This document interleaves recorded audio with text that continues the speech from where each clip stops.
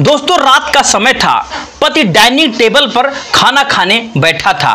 पत्नी किचन में खाना परोसने के लिए तैयार कर रही थी, लेकिन नौकरी और बेरोजगारी इन दोनों की बात उठ जाती है। दोनों में दोस्तों गर्मा गर्म बात बिल्कुल छिड़ जाती है। फिर पति नाराज होकर के पत्नी को थप्पड़ मार देता है और पत्नी गुस्से में आकर के एक चाकू फेंक मारती है, लेकिन दोस्तों पति के दिल पर चोट लग जाती है और पति का दोस्तों यहां तक कि ईगो हर्ट होता है और उसी चाकू से पत्नी के ऊपर ताबड़तोड़ वार करता है और तब तक दोस्तों वार करता है जब तक कि पत्नी परलोक सीधा नहीं जाती है। और उसके बाद जब दोस्तों उसका गुस्सा कम होता है, ठंडा होता है, तो बहुत पछताता है और पत्नी के लाश के पास दोस्तों बैठ करके यहां तक कि रात भर उससे बातें करता है, क्योंकि वो पत्नी को दोस्तों बहुत ही ज्यादा प्यार करता था और पत्नी से दोस्तों बातें करने लगता है। तुम मुझसे झगड़ा क्यों करती हो? तुम बार बार मुझसे लड़ती क्यों हो? तुम बार बार हमें उस्काती क्यों हो? तुम्हारी बेरोजगारी के पीछे मेरा कारण कैसे हो सकता है? मैं तुम्हें कितना प्यार करता हूँ, कितनी मोहब्बत करता हूँ, तुम मेरी बात समझती आखिरकार क्यों नहीं हो? दोस्तों यही सब बातें करते हुए वो सुबह कर लेता है और जैसे ही दोस्तों सुबह होती है तो उसके बाद जो होता है बड़ा ही विचित्र होता है, बड़ा ही दोस्तों भयानक होता है। दोस्तों यह कहानी शुरुआत होती है बिहार से। दोस्तों बिहार में एक व्यक्ति था जो कि सॉफ्टवेयर इंजीनियर था, जिसका नाम दोस्तों राजेश शर्मा था। उम्र लगभग 35 से 36 साल। एक बहुत ही दोस्तों नामी हितैषी कंप्यूटर प्रोजेक्ट मैनेजर भी था और होम फ्रॉम दोस्तों वर्क करता था। अच्छा पैसा, अच्छा रुतबा, सब कुछ दोस्तों, पर्सनालिटी सब कुछ अच्छा। और एक लड़की भी थी, उसका नाम दोस्तों नेहा शर्मा था। उसने कोर्स मीडिया का दोस्तों कर रखा था। शायद दोस्तों उसका शौक था पत्रकारिता करने का और वो भी दोस्तों एक नामी कंपनी में, बढ़िया कंपनी पर दोस्तों अच्छे पोस्ट पर जॉब करती थी। दोस्तों दोनों के माता पिता की मुलाकात होती है और एक के पास लड़की थी, एक के पास दोस्तों लड़का था। दोनों दोस्तों वेल सेटल और वेल क्वालिफाई थे। दोनों के दोस्तों गार्जियन दोनों की शादी अरेंज मैरिज आखिरकार करते हैं। दोस्तों शादी खूब धाम से होती है और उसके बाद नेहा शर्मा दोस्तों बिहार में ही जॉब करती है और बिहार में ही दोस्तों उसका घर भी था और राजेश शर्मा का भी दोस्तों घर बिहार में ही था। और राजेश शर्मा दोस्तों घर पर जाती है और वहां से दोनों दोस्तों पति पत्नी जॉब पर जाया करते थे। बढ़िया दोस्तों कट रहा था, दोनों में अच्छा प्यार था, मोहब्बत था। दोस्तों इसी बीच कहानी में ट्विस्ट आता है और बेंगलुरु से दोस्तों राजेश शर्मा को एक ऑफर मिलता है और बहुत ही बड़ी दोस्तों कंपनी का, और यहाँ पर भी दोस्तों हिटची कंपनी में वर्क फ्रॉम होम कर रहा था और वो ऑफर का दोस्तों फायदा उठाना चाहता था और कंपनी वालों से बात करता है और डील फाइनल होती है और वो बेंगलुरु आखिरकार निकल जाता है जॉब के लिए। अब दोस्तों नेहा शर्मा उसकी पत्नी असमंजस में पड़ जाती है और दोस्तों क्या करे, आखिर क्या ना करे। अगर वो अपनी पति के साथ जाती है तो बेंगलुरु तो दोस्तों पूरे का जॉब छोड़ना पड़ता है और पति के साथ दोस्तों नहीं जाती है और अपना जॉब देखती है तो पति का दोस्तों साथ छोड़ना पड़ेगा।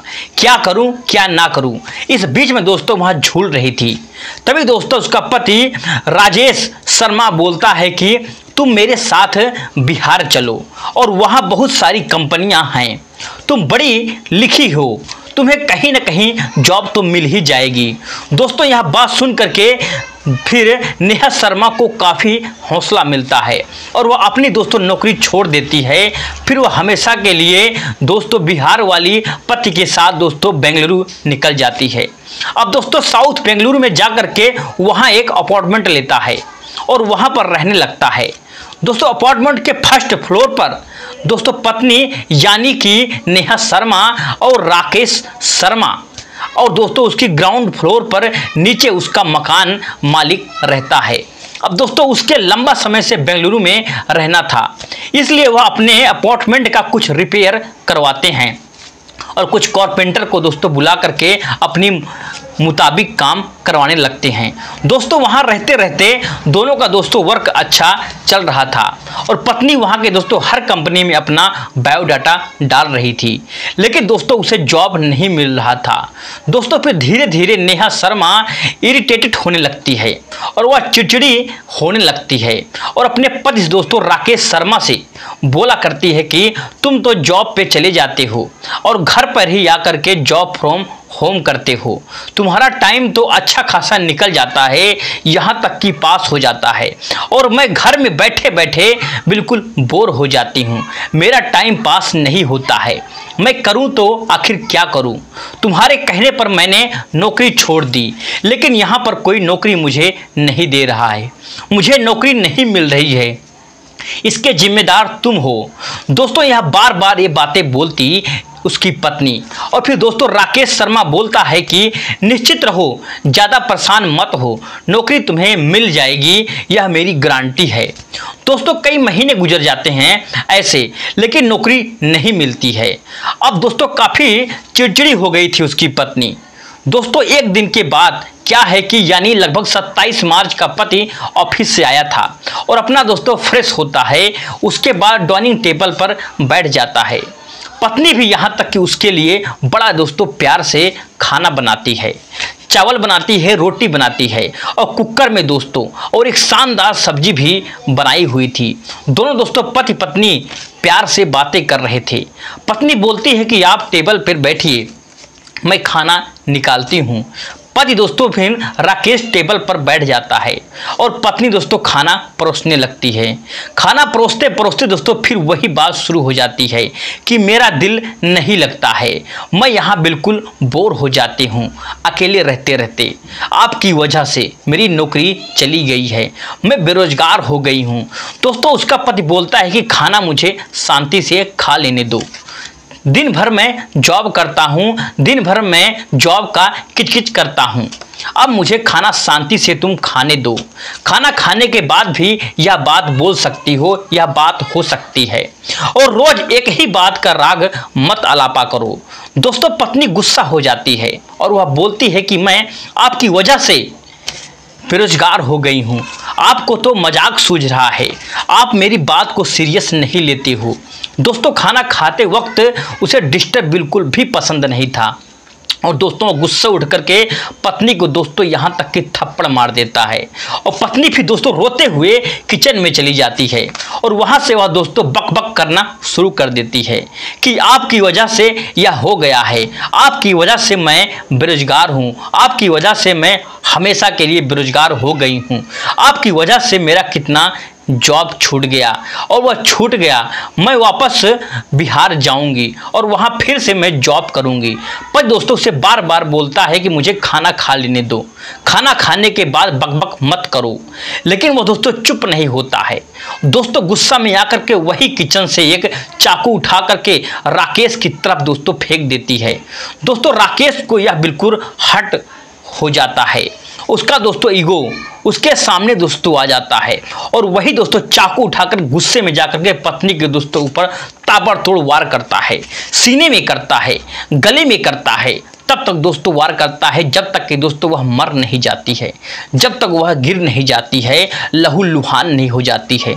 तब दोस्तों राकेश का दोस्तों गुस्सा ठंडा होता है, उसे दोस्तों पछतावा होने लगता है कि मैंने यहाँ क्या कर दिया, क्योंकि वह अपनी पत्नी को दोस्तों बहुत ही प्यार करता था और दोस्तों थोड़ी सी मिसअंडरस्टैंडिंग के कारण यह दोस्तों वाकया हो गया था।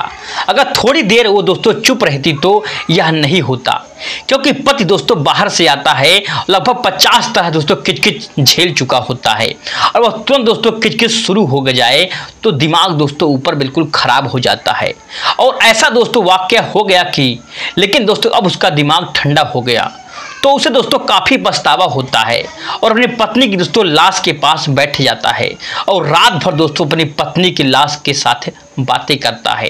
दोस्तों बातें क्या करता था कि मैं तुम्हें बहुत प्यार करता था, अभी भी मैं तुम्हें बहुत ही ज़्यादा प्यार करता हूँ, इसमें कोई शक नहीं है, तुम्हें मेरी भावनाओं को नहीं समझना चाहिए, तुम मेरी बात समझती नहीं हो, तुम मुझसे बार बार झगड़ा क्यों करती हो, अरे झगड़ा क्यों करती थी, तुम्हारे जॉब के पीछे मेरा क्या कारण हो सकता था, तुम बेरोजगार होगी तो इसमें मैं कैसे दोषी हो सकता हूँ, थोड़ा भी हमारा हाथ नहीं है। यही सब दोस्तों बातें, उलझुल जुलूल बातें वह रात भर करता रहा। दोस्तों जैसे ही सुबह होती है अब उसे डर लगने लगता है कि अब तो मैं पकड़ा जाऊंगा, अब मैं क्या करूंगा क्या नहीं करूंगा। उसे दोस्तों कुछ भी समझ नहीं आ रहा था। दोस्तों एक बड़ा सा सूटकेस लेता था और उसके पास दोस्तों उसे खाली करता है और पत्नी के दोस्तों नेहा की लाश को दोस्तों उसमें डाल देता है और दोस्तों उसको घसीट करके बाथरूम में डाल देता है। उसके बाद दोस्तों अपना छोटा मोटा सामान लेता है, अपना दोस्तों कार निकालता है और फिर निकाल करके दोस्तों फिर बिहार के लिए, जहां दोस्तों वह जॉब करता था, पहले अब दोस्तों मन में डिसाइड कर लेता है कि यहां से भाग करके मैं वापस बिहार चला जाऊंगा, पहले दोस्तों वाली की जॉब पकड़ लूंगा। दोस्तों वह दिन भर अपना दोस्तों कार ड्राइवर करता है। लगभग दोस्तों 5 से 6 घंटे के बाद वह दोस्तों ड्राइव करता है। इसी बीच में दोस्तों थोड़ा सा आराम भी करता है, वह रुकता नहीं है।